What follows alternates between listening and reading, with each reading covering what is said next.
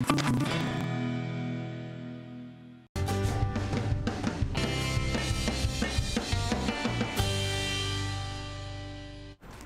de volta aqui com o programa Bem Assim, gente. Olha, uma massa de ar excepcionalmente quente está fazendo com que o Brasil enfrente temperaturas mais altas do que o normal. Conforme a sala de alerta do estado, aqui em Alagoas, as temperaturas podem atingir 40 graus na região do sertão do estado, gente. Esse fenômeno meteorológico, além dos problemas ambientais, traz também impactos na nossa saúde. E a gente vai entender melhor como as altas temperaturas afetam o nosso corpo aqui com o cardiologista Maurício Macias, já está aqui com a gente. Bom dia para você, Maurício, seja bem-vindo aqui ao nosso estúdio, obrigada por ter vindo. Eu queria que você iniciasse a nossa conversa aqui explicando como que o nosso corpo reage a essas temperaturas extremas. Bom dia, Porlane, bom dia a todos. Vamos lá. Primeiro é importante falar que o nosso corpo ele é composto de quase 70% de água. Então, ou seja, a maior parte do nosso corpo é composto de água. E as altas temperaturas ele impactam diretamente em todo o organismo, né? Então, como é que o organismo consegue responder a isso? Primeiro, ele tenta eliminar o suor. A partir do momento que você está quente, você recebe muito calor, o organismo começa a tentar suar, ou seja, tenta refrescar o seu corpo. É o que acontece quando a gente faz um exercício físico, quando a gente tem exposto às altas temperaturas, que o corpo ele começa a suar como um mecanismo de esfriar, né? Então, eu acho que o ponto principal de resposta do organismo é esse. Outra coisa também que acontece é dilatar os vasos. A partir do momento que há uma dilatação dos vasos, há um aumento da exposição do líquido, ele consegue trocar melhor o calor. Então, ou seja, o calor que você recebe, o corpo tenta eliminar também dilatando os vasos. Então, o ponto principal do organismo é esse. Pois é, isso interfere na nossa pressão sanguínea, por exemplo? Muito, tá? A gente pode falar assim que o calor, principalmente a desidratação, né, ela mexe muito com o coração. Vamos falar um pouco mais do coração em si, certo. Então. 5 fatores principais acontecem com o nosso coração quando você desidrata, quando você está no calor e perde esse líquido. Primeiro, o coração ele aumenta a frequência. Se você tem menos líquido, ou seja, o sangue é composto também de água. Se você tem menos líquido, menos sangue, o coração tem que bombear mais vezes. Então, para poder suprir essa necessidade que você perdeu do líquido para o organismo receber mais oxigênio, receber mais nutrientes. Porque você não tem mais essa água que consegue ajudar no transporte. Segundo ponto é a sobrecarga do coração. Ele leva uma sobrecarga do coração porque ele precisa fazer mais força para poder ejetar esse líquido, para poder o corpo receber o líquido, o sangue, o volume. Como você falou, a alteração na pressão. Inicialmente, Porlane, ocorre uma hipotensão arterial, ou seja, pela diminuição do volume de sangue de líquido, o corpo faz uma hipotensão e em resposta a essa hipotensão, o corpo ele é sábio, eleva a hipertensão. Já que eu tenho pouco líquido, eu tenho que aumentar a pressão para poder chegar a esse suprimento de sangue e de nutrientes no corpo. Então, ele leva uma hipertensão secundária. Outro ponto também que nós falamos, o quarto ponto, é a arritmia. Pode levar a arritmia cardíacas. Por quê? Mesmo ponto principal. Se você não tem uma oxigenação adequada, se você não tem uma nutrição adequada, o corpo, o coração principalmente, vai poder gerar alguns pontos de arritmias decorrentes dessa falta de nutrição. E outro ponto principal também é a coagulação. A partir desse sangue mais espesso, está mais propenso a formar coágulos. Então, coágulos, arritmias, frequência cardíaca, sobrecarga e pressão alta são os principais problemas cardiológicos quando a gente fala em desidratação ou excesso de calor. A gente tem aí uma imagem, inclusive, né, do impacto desse calor no nosso coração, que, olha aí, a gente tem aí, olha, é possível a gente apresentar também essas tonturas, sensação de desmaio, por não beber água suficiente, aí entra exatamente esse ponto, né, que o senhor mencionou aí sobre a importância da hidratação, não é isso? Com certeza, Porlane. Como você bem colocou aí, né, o corpo, o conjunto assim, a gente não fala só do coração. Vamos falar do corpo como um todo, né? Então, a água é fundamental. Por quê? Desde tontura, sensação de desmaio, ou próprio desmaio mesmo, né? A pele mais ressecada, como nós falamos, a frequência cardíaca, ela aumenta. Se você tem a pele mais ressecada, você começa a ter essa rachadura na pele. Então, você é mais propenso a ter infecção, né? Outro ponto importante. O suor e a transpiração, como nós falamos, é o meio que o corpo age. Encontra para esfriar o corpo, né? Exatamente isso. Né? E aí tem muita gente também que percebe inchaço, né? A retenção de líquido, inchaço, aí os tornozelos podem ficar inchados devido ao aumento do fluxo sanguíneo. Isso deve acontecer também? Isso também ocorre, Orlane. A maioria das vezes a gente pensa que o edema nas pernas ou o inchaço, ele ocorre porque você está com falta de, ou muito líquido, que é o contrário, ou que o coração está ineficaz, não está trabalhando o suficiente. Mas não, a desidratação também provoca esse edema nas pernas. Se você aperta ali seu tornozelo e fica aquele abalamentozinho, aquela bolinha baixada ali, isso é um sinal que pode ser de desidratação. Né? No idoso, isso é bem comum. O idoso ele é mais propenso à desidratação. O calor é extremamente grave para o idoso. Porque a gente já perde calor, a gente perde suor, né? Melhor dizendo, a gente perde água através da nossa transpiração. O idoso ele já tem uma quantidade menor de líquido. Então você pega na pele do idoso, faz aquele puxão e a pele demora a voltar, faz aquela prega que nós chamamos, isso pode ser um sinal de desidratação também no idoso. Crianças também, a gente deve ficar mais atento com criança também, doutor? Com certeza, Porlane. São dois principais grupos, crianças e idosos. Né? Crianças pelo sua atividade excessiva, né? Seu excesso de atividades, de brincar, isso é bom para a criança, mas também é uma resposta muito rápida em criança. Criança e idosos desidratam muito rápido, então o calor é muito importante. Cuidados para evitar que essas crianças, os nossos idosos, desidratem ou sejam expostos ao calor excessivo. E o que a gente deve fazer, então, para que a gente possa evitar esse calorão, né? Enfrentar essa onda de calor que está chegando? Tem dicas aqui que a gente separou, inclusive, para manter a casa fresca. É importante que a gente mantenha, faça o possível, pelo menos, para manter o ambiente fresco, né?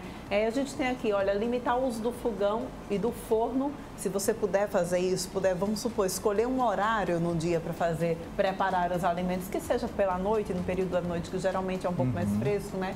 Manter ventiladores elétricos ligados também pode ser um bom auxílio nesse momento e, se possível, deixar as janelas abertas durante a noite também para ventilar um pouco mais. Que outras dicas você deixaria aqui para a gente poder enfrentar esse calorão? Bom, é o ideal também, você ter roupas adequadas, é isso, ter roupas frescas, evitar aquelas roupas mais pesadas, evitar roupas pretas, né, que termina absorvendo mais o calor e mais o sol também. E principalmente, se você for praticar exercício físico, praticar ou no início da manhã, até as 8 horas da manhã, ou depois das 16 horas. Né? Evitar o maior período de exposição ao sol. Né? Então, praticar exercício físico, manter roupas adequadas, deixar as janelas abertas, arejadas. Se for usar fogão, forno, qualquer aparelho que esquente, mantém sempre uma circulação adequada e evitar nesses períodos mais intensos e ficar muito próximos.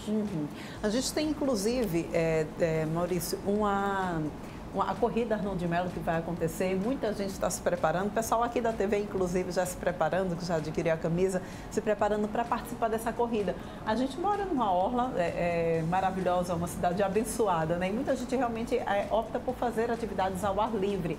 A dica que o senhor deixa exatamente essa, é evitar fazer atividades físicas exposto ao sol muito forte? Exatamente, é evitar os horários de picos de sol, né, que é ali após as 8 horas e até as 15 horas mais ou menos, né, perto das 16 horas. Se hidratar previamente, né? Quando a gente fala hidratação, é importante falar o seguinte, todo mundo tem uma hidratação adequada. Aquela história, eu tenho que beber 3 litros de água por dia, isso depende de cada indivíduo. É feita uma conta, mais ou menos, de 40 ml por quilo de peso.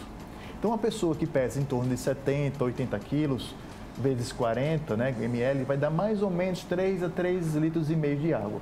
Se a pessoa que pesa mais, 100, vai ter que beber 4 litros de água. Mulher, um pouco menos em alguns casos, mas isso é de acordo com o peso. Se hidratar bastante previamente o exercício, quem for participar das provas, adequar a sua hidratação prévia e principalmente durante e após a prova física. Pois é, né? Ou seja, a hidratação ela precisa começar antes da gente começar a fazer atividade física, já vai aí dando aquela calibrada na hidratação, né, doutor?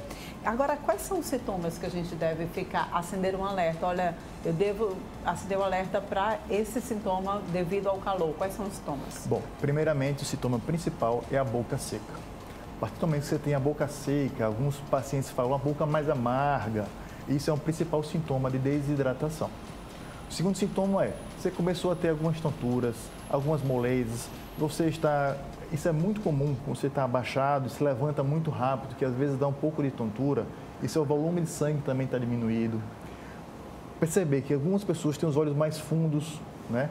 Quando você pede para olhar a língua, aquela língua seca, a língua ressecada, a pele quebradiça, né? Como eu falei, você faz a prega na pele, ela não volta, Isso é importante saber. Então, são alguns sinais importantes que começam a identificar sinais mais simples iniciais, né? Existem sinais mais graves que chegam a desmaio, algumas convulsões em alguns casos, mas são sinais iniciais que a gente tem que ficar ligado para poder evitar uma desidratação e uma exposição ao calor excessiva. A gente identificando esses sintomas, o caminho seguro, o caminho correto seria exatamente fazer a hidratação? Ingerir muito líquido de uma vez só resolve? Não é o ingerir muito líquido de uma vez só. A gente tem que fazer isso ao longo do dia, porque o corpo também, quando a gente ingere muito líquido de uma vez só, ele começa a eliminar também, né? Então, a nossa ingestão ela tem que ser contínua e diária, né? Para tudo na vida, eu acho que tudo na vida tem que ser com moderação, né? Você não pode nem fazer tudo muito rápido, nem também tão devagar. Você manter uma ingesta líquida durante um dia inteiro, isso é fundamental. Isso vai ajudar no seu intestino, né? Porque o líquido também ajuda no movimento intestinal, na absorção de alimentos, ajudar no cabelo, hidratação é importante, na sua imunidade. Então, uma ingesta rápida de líquidos não é o ideal. O ideal, sim, você fazer isso de uma maneira ao longo do dia, de uma maneira paulatinamente. E o coração é, de fato, o órgão mais penalizado com esse calorão? É um dos, né? A gente não pode falar que o coração é o mais penalizado. Podemos falar que o coração é um dos mais graves quando penalizado, né?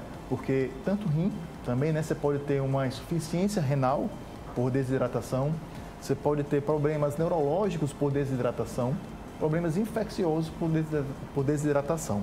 Mas quando a gente fala em órgão principal, a gente não pode esquecer o coração, né? Então, o coração, quando ele sofre, realmente já é um ponto muito importante que chama a atenção.